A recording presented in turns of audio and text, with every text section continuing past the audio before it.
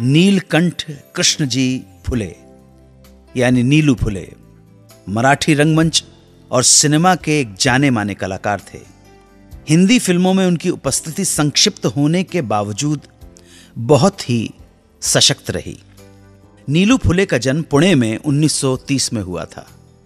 जन्म की सही तारीख का पता नहीं लग पाया है, लेकिन यह अवश्य पता चला है कि उनका संबंध प्रसिद्ध समाज सुधारक महात्मा ज्योतिबा फुले के वंश से है।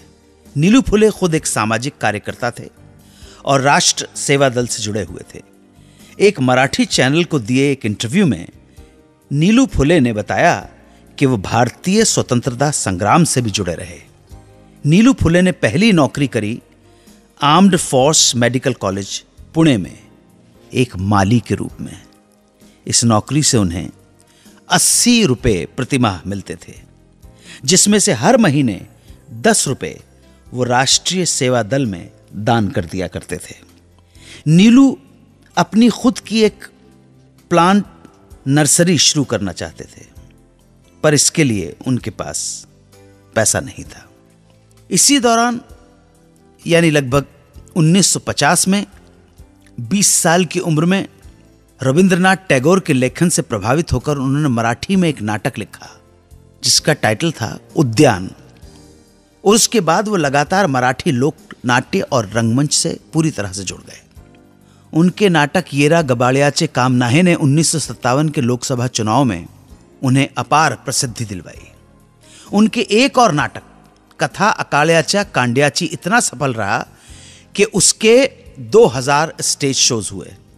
1968 में इसी नाटक में उन्हें प्रसिद्ध मराठी फिल्मकार अनंत माने ने देखा और अपनी फिल्म एक गांव 12 भानगड़ी में एक रोल भी दे डाला।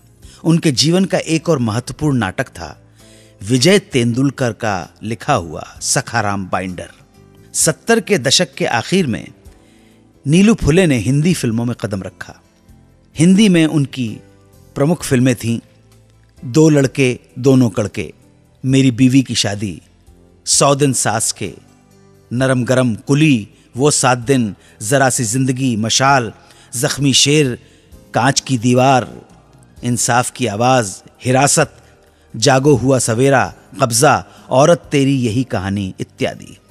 पर हिंदी फिल्मों में उन्हें जाना जाता है महेश भट्ट की सारांश के चतुर चालाक और धूर्त पॉलिटिशियन गजानंद चित्रे के रूप में। नीलू फुले को महाराष्ट्र सरकार की ओर से 3 बार सर्वश्रेष्ठ अभिनेता के रूप में सम्मानित किया जा चुका है। मराठी रंगमंच में उनके योगदान के लिए उन्हें 1991 में केंद्रीय संगीत नाटक अकादमी पुरस्कार से भी सम्मानित किया गया है। 13 जुलाई 2009 को गले के कैंसर के कारण दादा नीलू फुले का देहांत हो गया। नीलू फुले की प्रतिभा को सादर नमन, प्रणाम। बात 1976 या 77 की होगी। मेहंदी हसन ने पाकिस्तान में हिंदी फिल्म का एक गाना सुना। गाना सुनते ही उसकी कंपोजिशन के मुरीद हो गए और फिर तलाशने लगे इस गाने के म्यूजिक डायरेक्टर को। ये कहानी सुनाऊंगा एक छोटे से ब्रेक के बाद। आप सुनते रहें सुहाना सफर विद अन्नू कपूर, सिर्फ 92.7 बिग एफएम पर। 92.7 बिग एफएम पर आप सुन रहे हैं रेडियो का number 1 show Suhana suffer with Annu Kapoor.